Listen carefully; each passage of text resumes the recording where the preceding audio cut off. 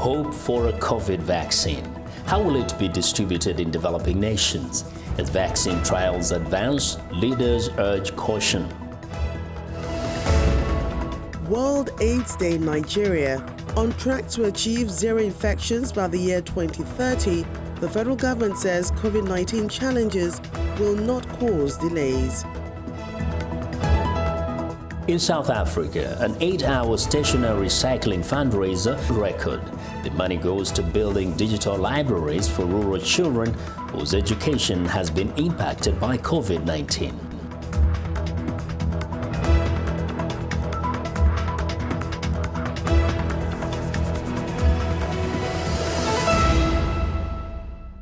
Hello, and thanks for tuning into the show that goes around the continent to bring you stories near and far. I'm Joke Rogers at Channels Television here in Lagos, and I'm joined by Vincent McCurry with a new look from the Voice of America in Washington. Well, thanks. I'm Vincent McCurry. Happy to be with you again for another edition of Africa 54.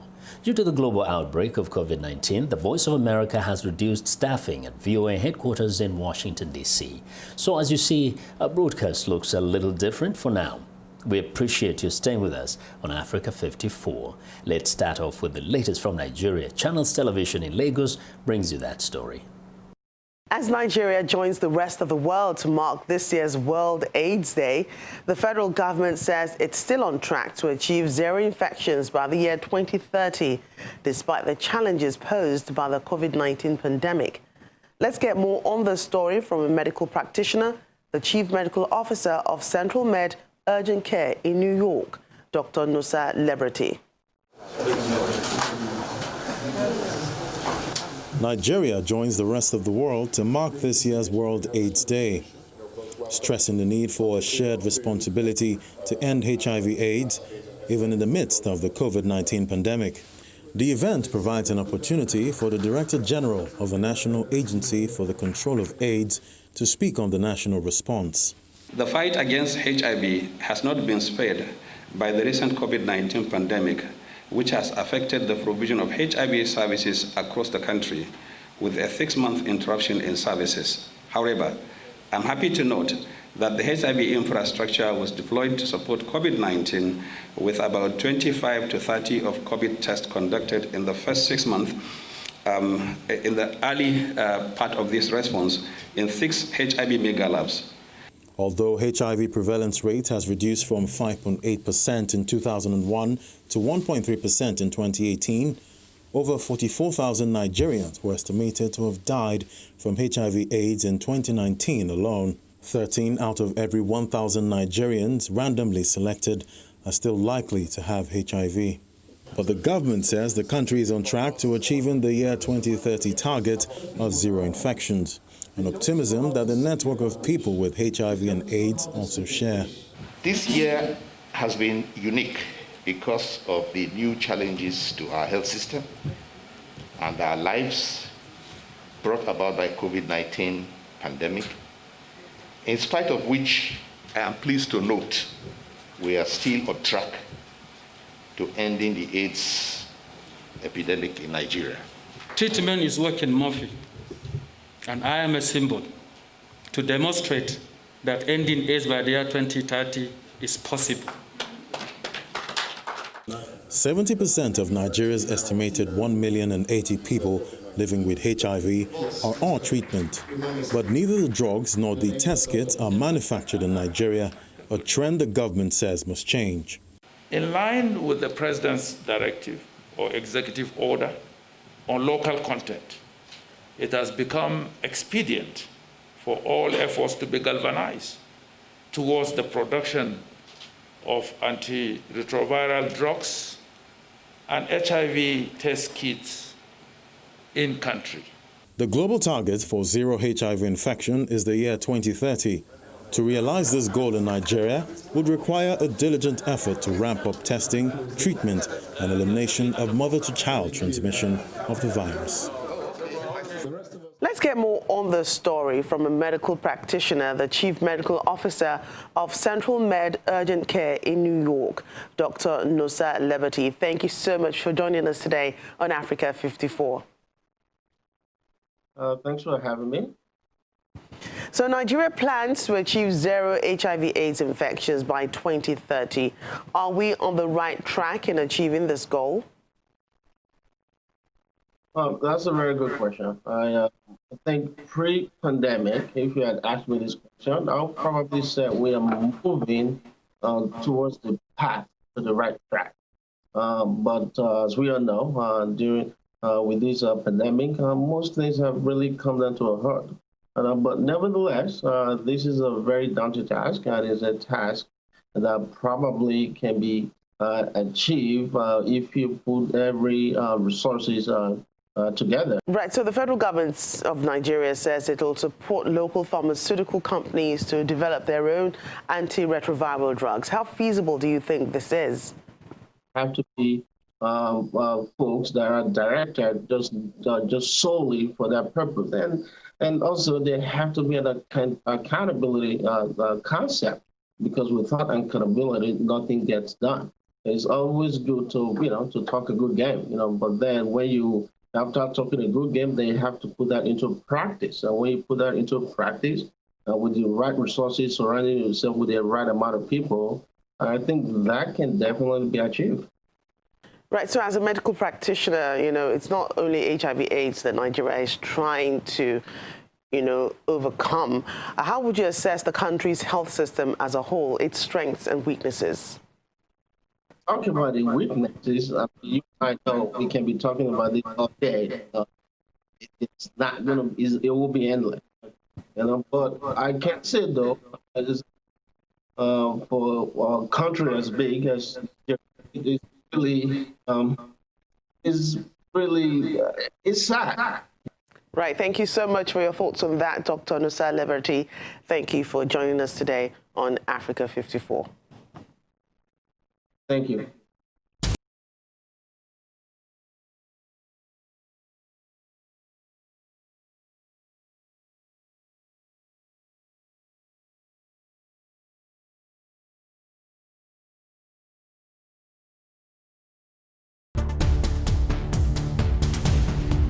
Welcome back to Africa 54. I'm Vincent McCory in Washington. Growing internet use in the Democratic Republic of Congo means more access to information, including by thieves. A cybersecurity specialist talks about trying to outsmart the bad guys. Anastasia Tudieshe reports from Kinshasa.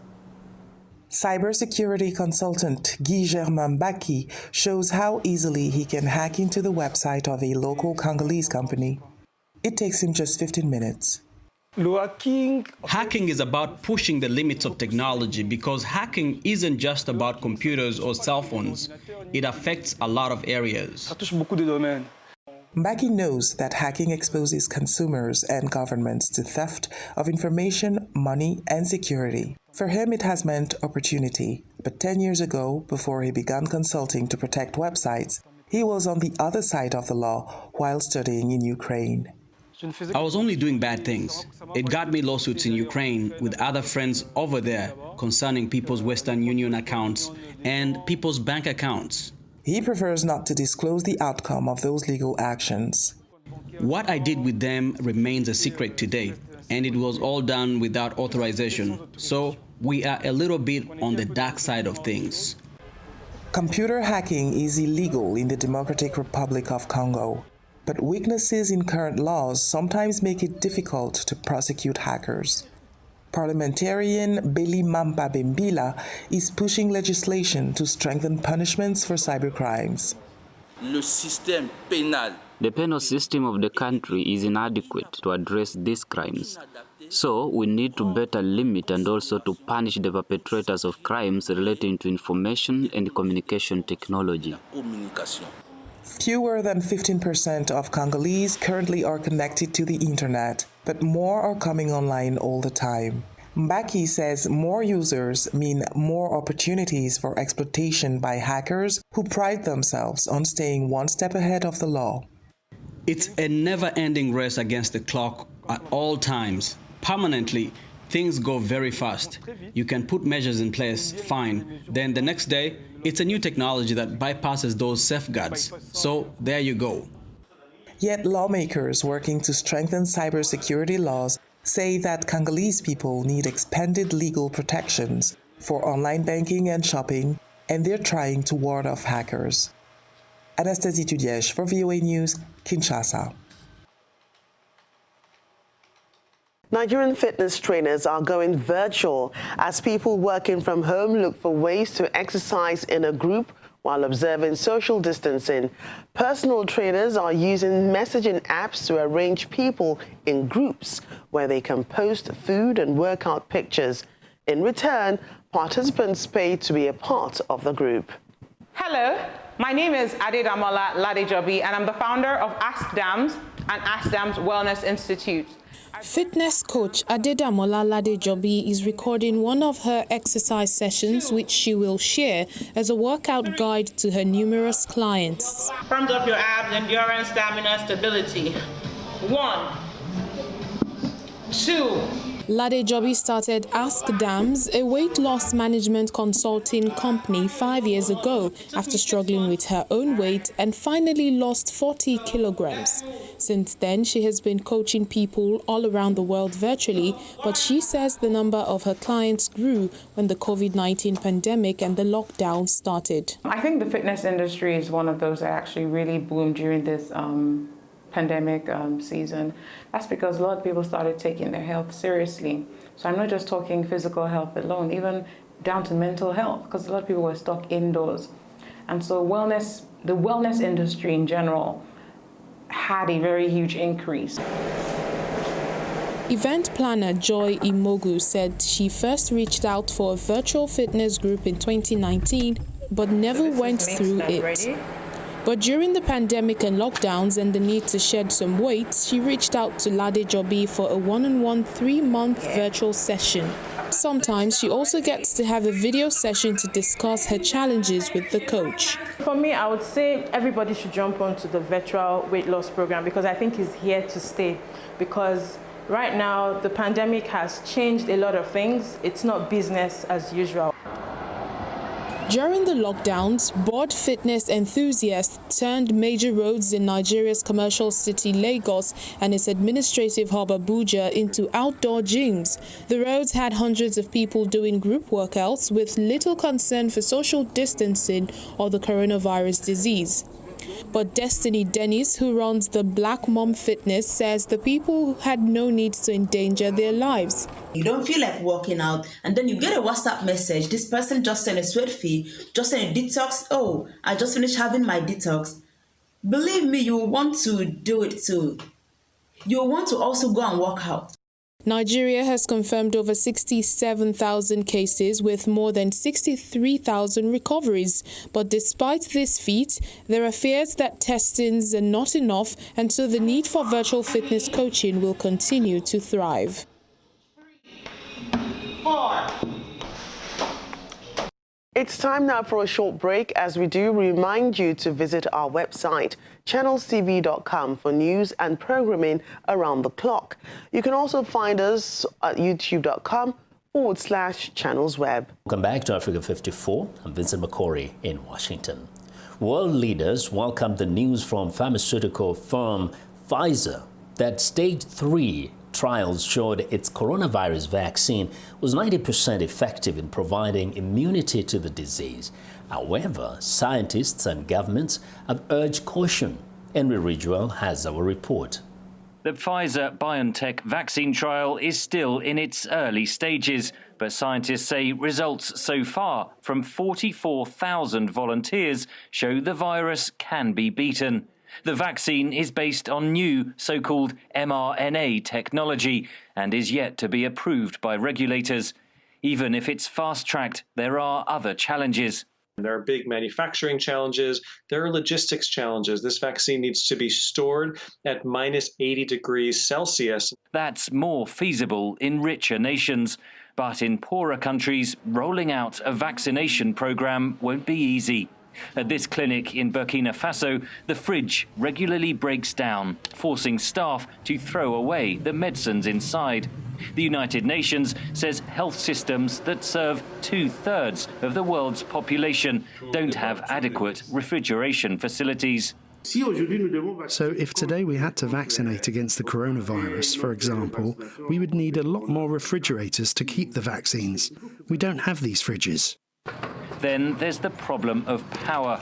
The hot climate means that the cooling devices are more important and have to work harder. It's a lack of electricity. It's developing economy. So if you look in a number of these markets, you can find areas where countries where perhaps 30–40% of the health centres don't have access to electricity. The United Nations Children's Fund spent $85 million in 2019 on refrigeration equipment, mostly solar-powered refrigerators in Africa and Asia. It's also stockpiling syringes and developing cold chain storage and transportation ahead of any vaccine approval. But in many countries, scientists say the health infrastructure simply doesn't exist to roll out any rapid coronavirus inoculation program. An added challenge is getting people to clinics or visiting them in the community and persuading them the vaccine is safe. The Pfizer-BioNTech vaccine requires 2 doses per person. Then there's the danger of vaccine nationalism, the concern that rich countries buy up all the vaccines for their own populations.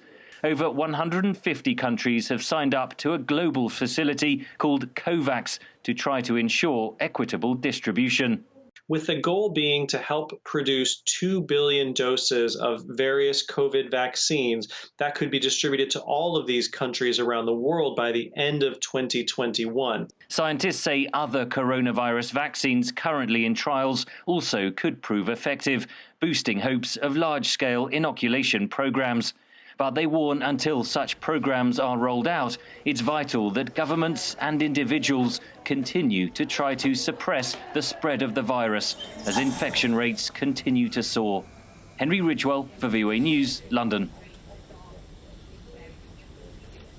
An Egyptian artist is recreating famous landmarks of the world with miniature artwork using matchsticks. Ahmed Hassan, who is a professional radiologist, says he's also a passionate artist. A radiologist in the morning and an artist by night, 62-year-old Ahmed Hassan uses matchsticks to create dazzling replicas of famous landmarks.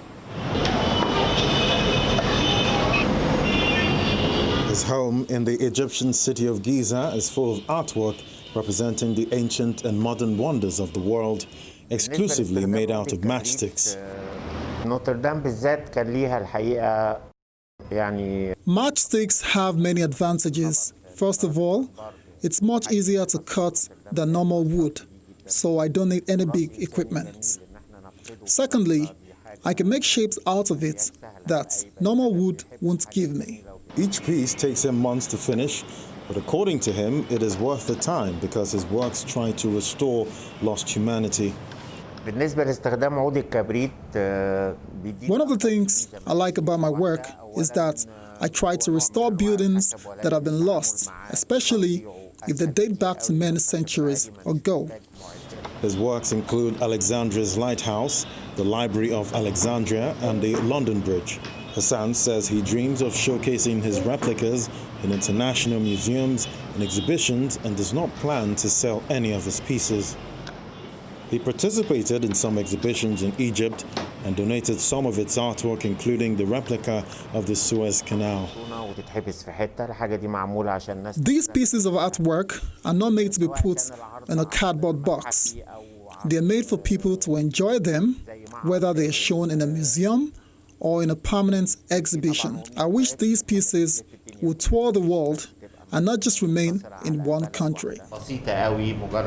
His piece of the Notre Dame de Paris Cathedral was inspired by his sorrow after it was consumed by fire in 2019. He started working on the piece only 4 days after the fire, and it took him 3 months of work and nearly 28,000 matchsticks.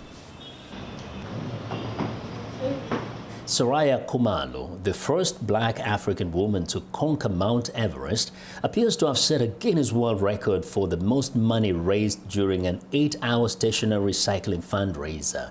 As Franco Pugliese reports from Johannesburg, She will use the money to build digital libraries for rural children whose education has been impacted by COVID-19.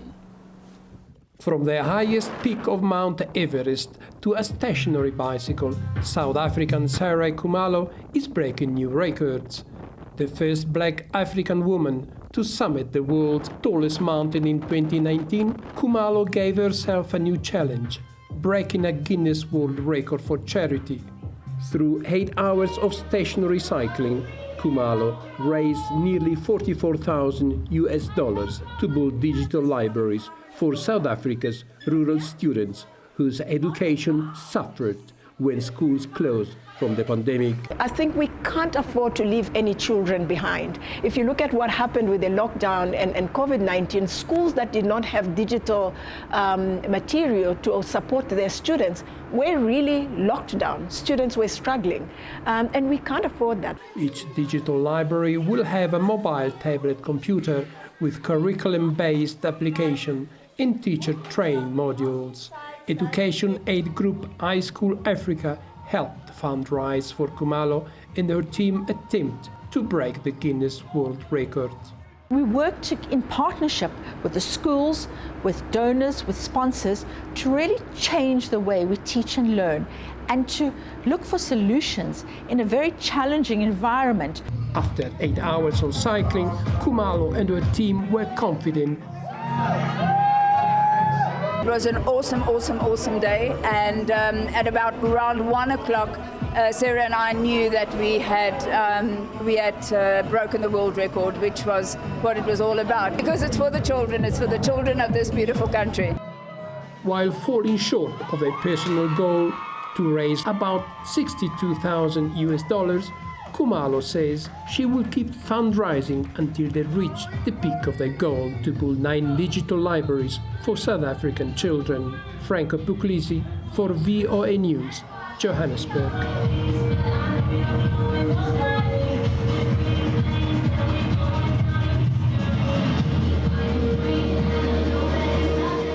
Well, and that's our show for today. You can find all the continent's top news and world news online at voaafrica.com.